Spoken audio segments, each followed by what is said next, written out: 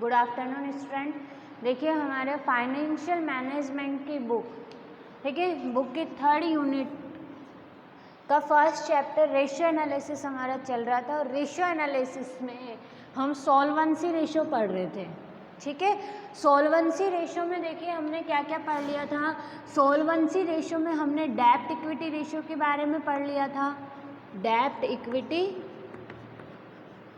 Equity ratio के बारे में पढ़ लिया था। ठीक है, प्रोप्राइटरी रेशियो के बारे में पढ़ लिया था, प्रोप्राइटरी रेशियो के बारे में हम पढ़ चुके थे। ठीक है, इसी तरह हम फिक्स एसेट रेशियो के बारे में पढ़ चुके थे, फिक्स्ड एसेट रेशियो के बारे में हम पढ़ चुके थे। ठीक है, और एक हम सॉल्वेंसी रेशियो के बारे में हमने पढ़ लिया था कि सॉल्वेंसी रेशियो का फॉर्मूला क्या होता है। आज देखिए, आज हम जो नेक्स्ट रेशियो है, नेक्स्ट रेशियो कौन सा आ जाएगा हमारा, नेक्स्ट रेशियो आ जाएगा हमारा गियरिंग। ठीक है, कौन सा रेशियो आ जाएगा हमारा नेक्स्ट रेशियो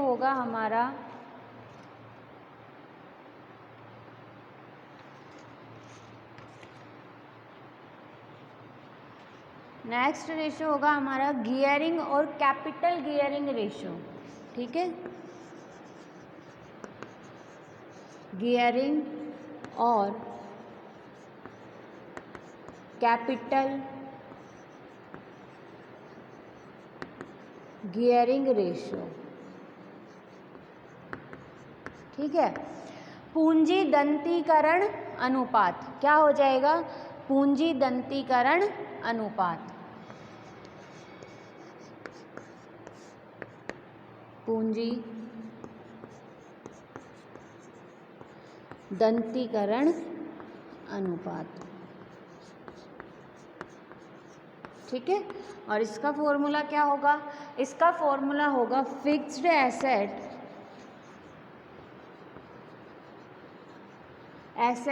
बियरिंग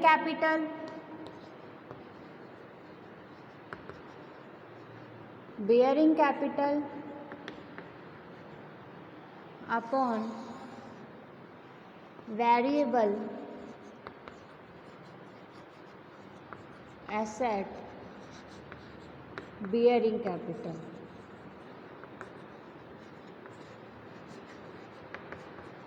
ठीक है, क्या है फॉर्मूला, गियरिंग या कैपिटल गियरिंग रेशियो का, फिक्स्ड एसेट बियरिंग कैपिटल। ठीक है, और नेक्स्ट है वेरिएबल एसेट बियरिंग कैपिटल। अब यदि हम बात करें कि ये फिक्स एसेट बियरिंग कैपिटल क्या होती है और वेरिएबल एसेट बियरिंग कैपिटल क्या होती है, तो देखिए फिक्स्ड एसेट बियरिंग कैपिटल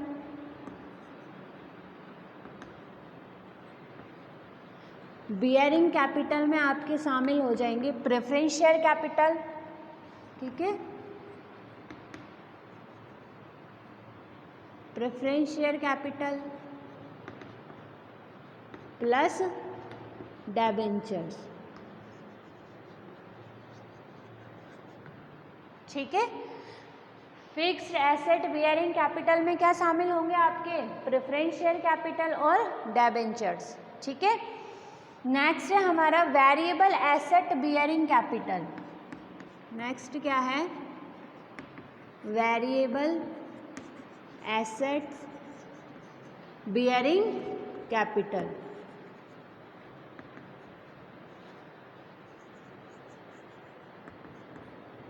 ठीक है, इसमें क्या क्या शामिल होगा, इसमें हमारे equity share capital plus reserve and surplus यहाँ पे शामिल होंगे। इक्विटी शेयर कैपिटल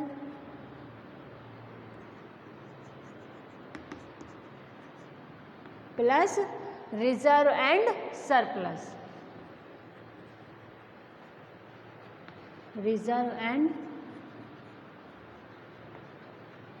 सरप्लस हमारे यहाँ पे शामिल होंगे। ठीक है। देखिए फिक्स्ड एसेट बियरिंग कैपिटल में प्रेफरेंस शेयर और डिबेंचर क्यों आए, क्योंकि इन पे जो इंटरेस्ट की जो रेट है वो क्या होती है, फिक्स रहती है। ठीक है, यानी इतनी इनकम हमें यहाँ पे मिलेगी। जैसे मान लो प्रेफरेंस शेयर है 7% प्रेफरेंस शेयर, ठीक है, या 8% डिबेंचर, तो 8% क्या मिलेगा डिबेंचर पे, इंटरेस्ट मिलेगा। तो इनकी जो एसेट है, इनकी जो इनकम है वो क्या हो गई, फिक्स हो गई 8% की। यदि हम बात करें इक्विटी शेयर कैपिटल और रिजर्व एंड शेयर कैपिटल, तो इनकी जो इनकम है वो कभी भी फिक्स नहीं होती है, और रिजर्व एंड सरप्लस तो हमेशा चेंज होता रहता है। ठीक है, नोट डाउन कर लीजिए इसको।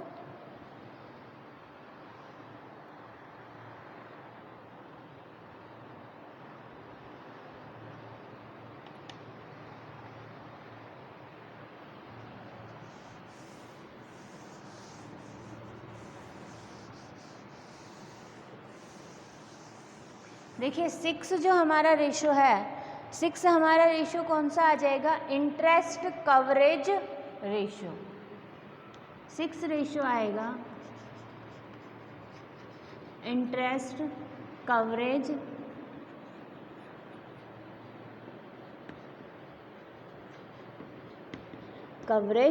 रेशो। और यदि हम बात करें इंटरेस्ट कवरेज रेशो की, तो देखिए इंटरेस्ट कवरेज रेशो का फॉर्मूला क्या होगा, net income before interest, net income before interest and tax, क्या हो जाएगा, net income before interest and tax upon interest payable.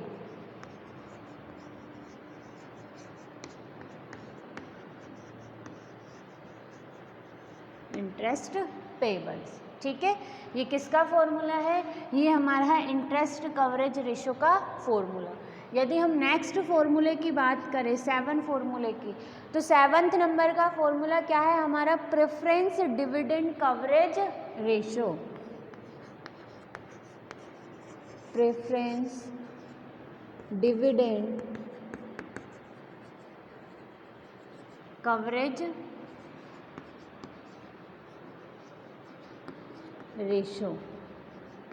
यदि हम बात करें प्रेफरेंस डिविडेंड कवरेज रेशो की, तो देखिए प्रेफरेंस डिविडेंड कवरेज रेशो का फॉर्मूला क्या हो जाएगा, net income after interest and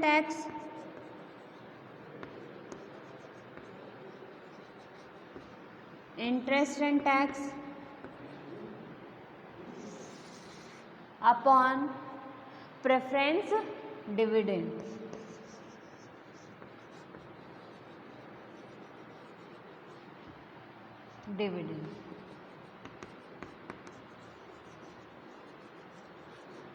ठीक है,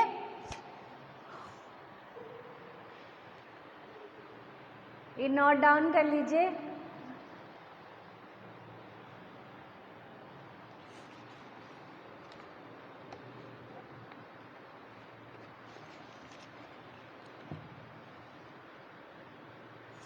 अब देखिए सोलवेंसी रेशो से रिलेटेड जितने भी हमारे फॉर्मूले थे वो सारे 7 फॉर्मूलों में हमारे कवर अप हो चुके हैं। ठीक है, अब हम सोलवेंसी रेशियो के प्रैक्टिकल पोर्शन की तरफ चलेंगे, प्रैक्टिकल हम क्वेश्चंस करेंगे। तो शुरू में हमने जैसे लिक्विडिटी रेशियो में किया था या एक्टिविटी रेशियो में किया था, शुरू में हम इजी क्वेश्चंस करते हैं, उसके बाद धीरे धीरे हम टफ क्वेश्चंस की तरफ बढ़ते जाएंगे। ठीक है, तो देखिए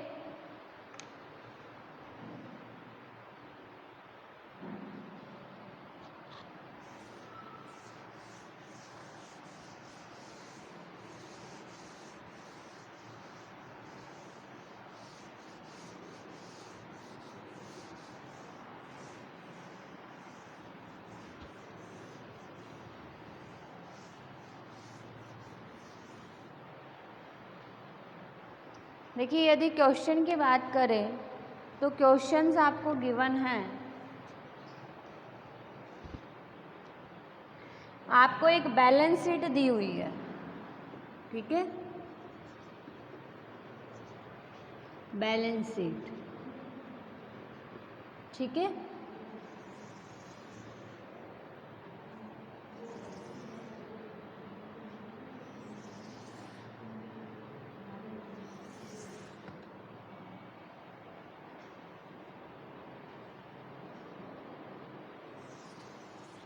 ठीक है, ये आपको एक बैलेंस शीट दी हुई है।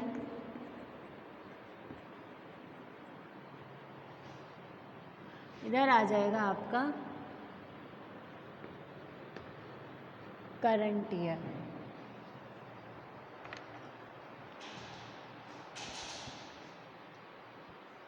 देखिए बैलेंस शीट में दिया हुआ है आपको equity and liability, equity and liabilities. ठीक है, इक्विटी एंड लायबिलिटीज में फर्स्ट पे आपको दिया हुआ है share holder funds. Share holder funds, और शेयर होल्डर फंड्स में आपको गिवन है शेयर कैपिटल। साथ साथ नोट कर लेना क्वेश्चन।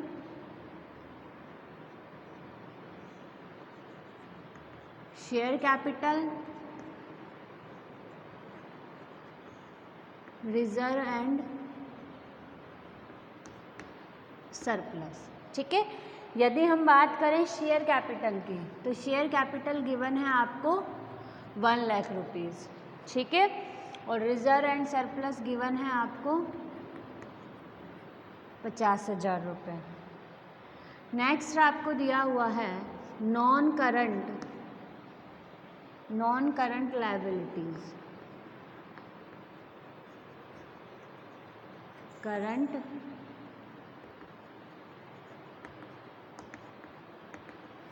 लायबिलिटीज। ठीक है, नॉन करंट लायबिलिटीज में दिया हुआ है आपको 10% डिबेंचर्स। ठीक है, 10% डिबेंचर कितने दिए हुए हैं? 2 लाख गिवन है। ठीक है, उसके बाद देखिए करंट लायबिलिटी, करंट लायबिलिटीज, और करंट लायबिलिटीज में आपको दिया हुआ है ट्रेड पेबल्स, आप लिख लीजिए क्रेडिटर्स और बिल पेबल्स। ठीक है, क्रेडिटर्स की अमाउंट दी हुई है 30,000 रुपये और बिल पेबल्स की अमाउंट दी हुई है 20,000 रुपये। ठीक है, इनका टोटल करेंगे तो टोटल अमाउंट आ जाएगी 4 लाख।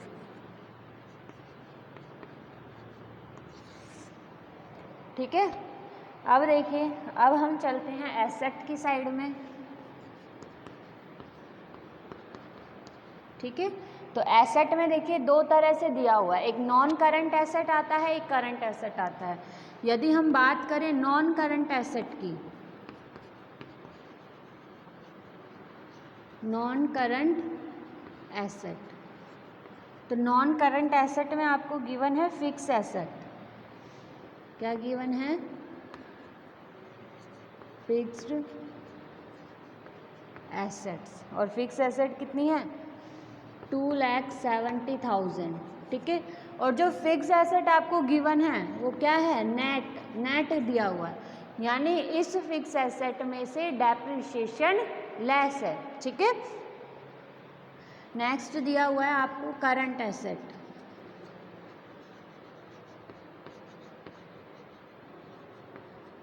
अब देखिए करंट एसेट में आपको इन्वेंट्री दिया हुआ है।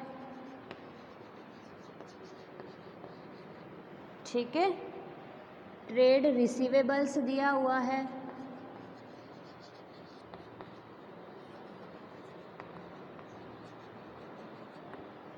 ठीक है, और आपको गिवन है कैश। यदि हम बात करें इन्वेंट्री की, तो इन्वेंट्री दिया हुआ है आपको 80,000। ठीक है,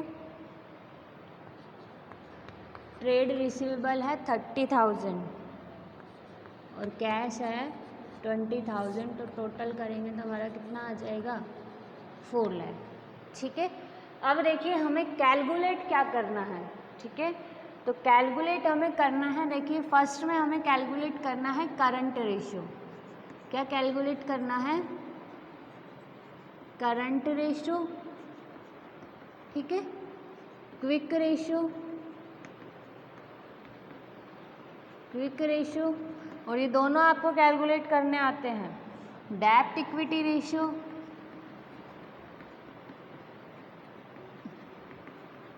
इक्विटी रेशो, ठीक है। नेक्स्ट है प्रोप्राइटरी रेशो,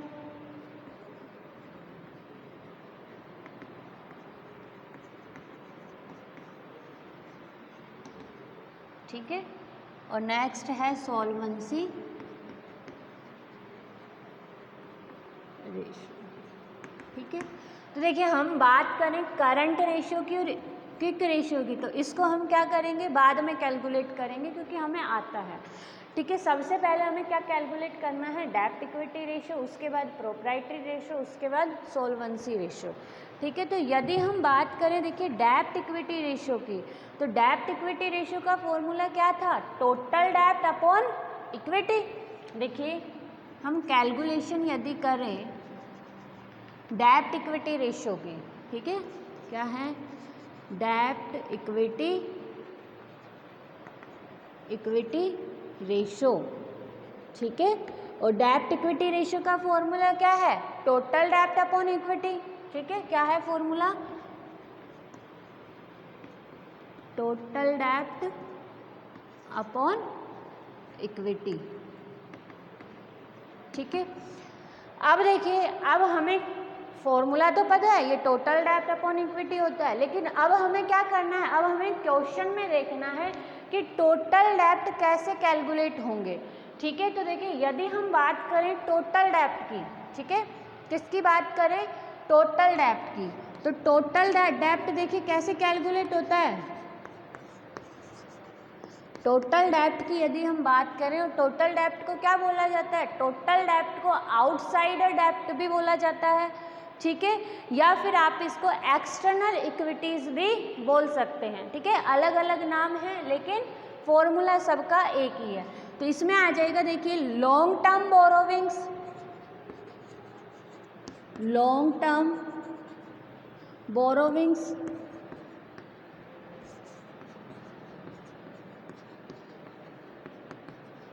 और प्लस शॉर्ट टर्म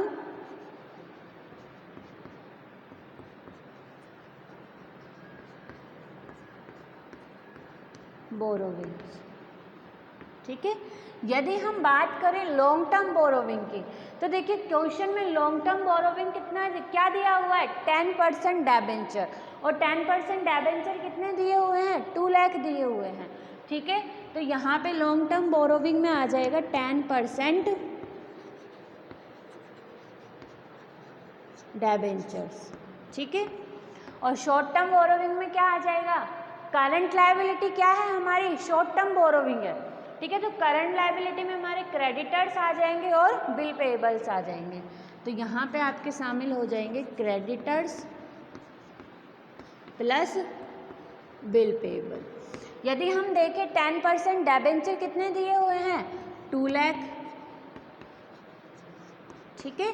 क्रेडिटर्स कितने गिवन हैं? 30,000, ठीक है। और बिल पेएबल्स कितने गिवन हैं? 20,000, ठीक है। इनका यदि हम टोटल करेंगे तो टोटल करने पर अमाउंट कितनी आ जाएगी? 2,50,000, कितनी आ जाएगी?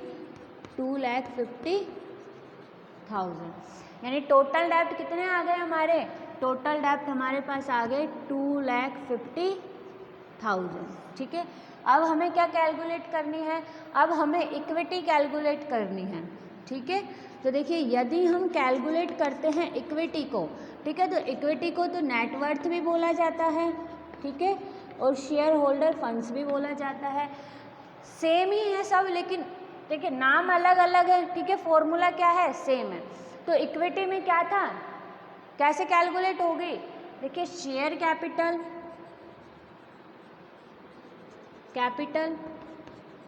प्लस प्रेफरेंस शेयर कैपिटल, तो प्रेफरेंस शेयर कैपिटल क्वेश्चन में गिवन नहीं है तो छोड़ दीजिए, प्लस रिजर्व एंड सरप्लस और माइनस में क्या था, फिक्टिशियस एसेट था। ठीक है, तो फिक्टिशियस एसेट भी नहीं है, ठीक है, प्रेफरेंस शेयर भी नहीं है, तो छोड़ दीजिए। शेयर कैपिटल की यदि हम बात करें तो शेयर कैपिटल क्वेश्चन में कितनी गिवन है, 1 लाख। और रिजर्व एंड सरप्लस की बात करें तो कितनी गिवन है, 50,000।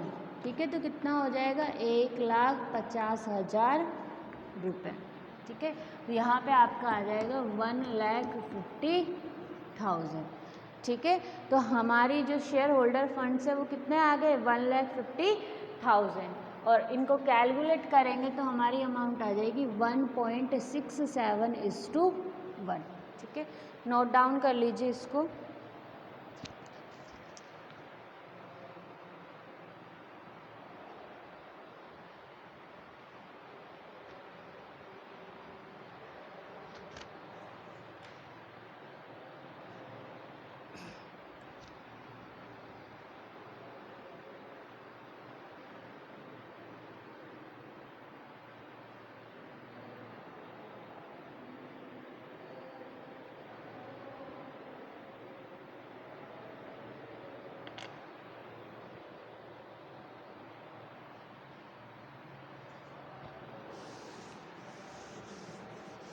अब देखिए नेक्स्ट हमें क्या कैलकुलेट करना है, नेक्स्ट हमें कैलकुलेट करना है प्रोप्राइटरी रेशो।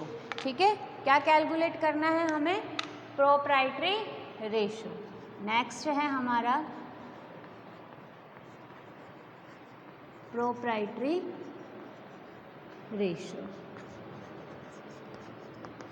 ठीक है, तो यदि हम बात करें प्रोप्राइटरी रेशो की, तो प्रोप्राइटरी रेशो का फॉर्मूला क्या था, proprietary fund upon total asset. क्या था, प्रोप्राइटरी फंड्स अपॉन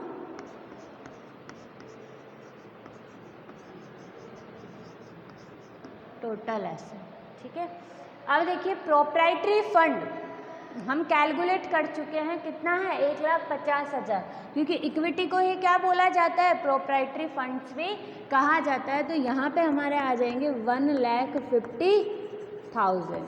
ठीक है, देखिए जो हमने इक्विटी कैलकुलेट किया, नेटवर्थ कैलकुलेट किया, शेयर होल्डर फंड्स कैलकुलेट किया, प्रोप्राइटरी फंड की क्या है, सेम ही है। इक्विटी की जो अमाउंट है वो किसकी अमाउंट आ जाएगी, प्रोप्राइटरी फंड की अमाउंट आ जाएगी। अब देखिए, अब क्वेश्चन में क्या गिवन है, टोटल एसेट। ठीक है, तो अब हमें क्या कैलकुलेट करनी है, हमें कैलकुलेट करनी है total asset.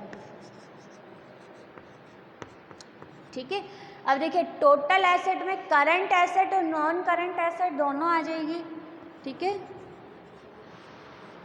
Current asset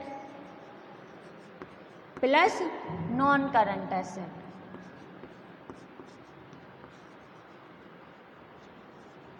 non current asset, देखिए यदि हम करंट एसेट की बात करें तो हमारे पास क्या है, इन्वेंट्री, ट्रेड रिसीवेबल और कैश। ठीक है, तो देखिए करंट एसेट की जगह पे क्या आ जाएगा, inventory plus trade receivable plus cash. और नॉन करंट एसेट में क्या है हमारे पास, फिक्स्ड एसेट है, तो यहाँ पे हमारी आ जाएगी फिक्स्ड एसेट, जो कि किस वैल्यू पर है, जो कि नेट वैल्यू पर है, यानी डेप्रिसिएशन इसमें से लेस है। यदि हम बात करें फिक्स्ड एसेट की, तो फिक्स्ड एसेट हमारा आ गया 2,70,000 रुपये। ठीक है, इन्वेंट्री की अमाउंट दी हुई है 80,000, ट्रेड रिसीवेबल दिए हुए हैं 30,000। ठीक है, और कैश हमें गिवन है 20,000। यदि हम इन सब का टोटल करेंगे तो हमारे पास अमाउंट आ जाएगी 4 लाख। ठीक है, तो यहाँ पे टोटल एसेट कितनी आ जाएगी हमारी, 4 लाख। इस तरह से जब हम इसे कैलकुलेट करेंगे तो हमारी अमाउंट आएगी 0.375:1। आंसर क्या आ जाएगा, 0.375:1। ठीक है, देखिए डेब्ट इक्विटी रेशियो तो कितना आया, 1.67:1। ठीक है, यानी संस्था में 1.67% तो डेब्ट कैपिटल लगी हुई है और 1% इक्विटी कैपिटल यानी स्वयं की पूंजी लगी हुई है। ठीक है, next proprietary fund. Proprietary fund में क्या आया पॉइंट, प्रोप्राइटरी फंड कितना है 375:1। ठीक है, नोट डाउन कर लीजिए।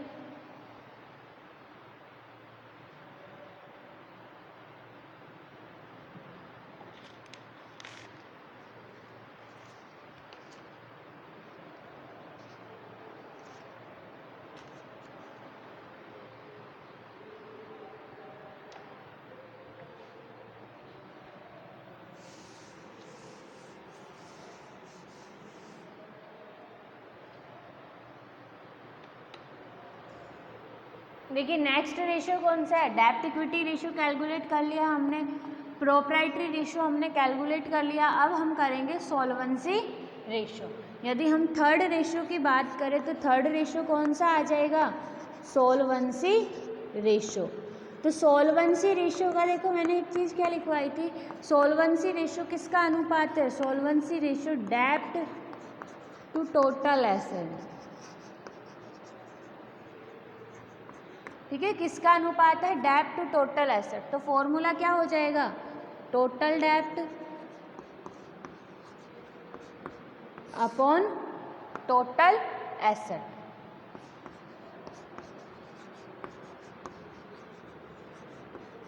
ठीक है, देखिए यदि हम टोटल डेब्ट की बात करें तो हम टोटल डेब्ट कैलकुलेट कर चुके हैं और टोटल डेब्ट हमारे कितने आए थे 2,50,000। ठीक है, और टोटल एसेट भी हम कैलकुलेट कर चुके हैं, कितनी है 4 लाख। ठीक है, इन्हें यदि हम कैलकुलेट करेंगे तो हमारी अमाउंट, हमारा आंसर आ जाएगा 0.625। आंसर क्या आएगा 0.625:1। ठीक है, नोट डाउन कर लीजिए।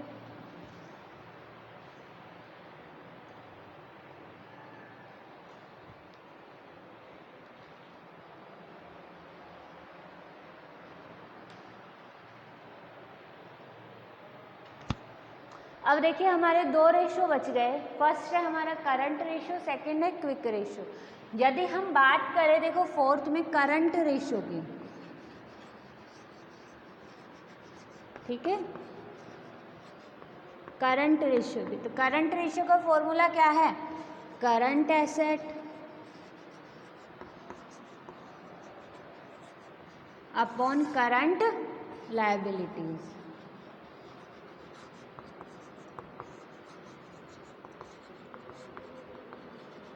यदि हम बात करें करंट एसेट की, तो करंट एसेट में हमारी इन्वेंट्री, ट्रेड रिसीवेबल और कैश इंक्लूड हो जाएंगे। ठीक है, तो हम लिखेंगे नहीं, सीधा अमाउंट ऐड कर देंगे।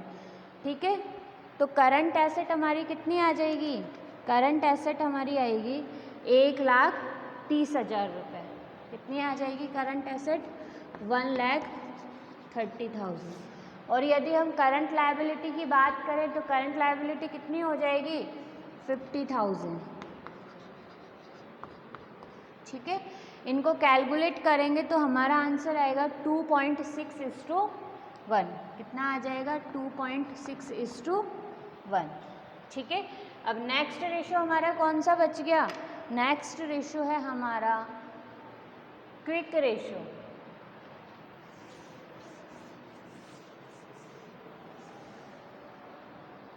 नेक्स्ट रेशो कौन सा है, क्विक रेशो। और क्विक रेशो का फॉर्मूला क्या है, क्विक रेशो का फॉर्मूला है quick asset upon current liabilities. देखिए यदि हम बात करें करंट लायबिलिटीज़ की, तो करंट लायबिलिटीज़ तो कितनी है 50,000। ठीक है, हमें क्या कैलकुलेट करनी है, क्विक एसेट कैलकुलेट करनी है। ठीक है, तो यदि हम बात करें क्विक एसेट की, तो क्विक एसेट कैसे कैलकुलेट हो जाएगी, करंट एसेट में से यदि हम इन्वेंट्री लेस कर देंगे तो हमारी क्या आ जाएगी क्विक एसेट। करंट एसेट कितनी आई हमारी 1,30,000। ठीक है, इसमें से इन्वेंट्री कितनी है 80,000, ठीक है। तो इस तरह से हमारी क्विक एसेट कितनी आ जाएगी, हमारी क्विक एसेट आएगी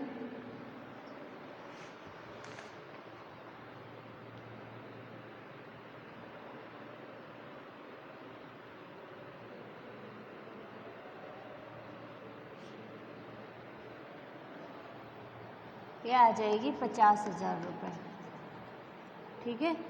तो यहाँ पे क्विक एसेट कितनी आ गई 50,000 रुपये, डिवाइड करेंगे तो कितना आंसर आ जाएगा 1:1, ठीक है। नोट डाउन कर लीजिए।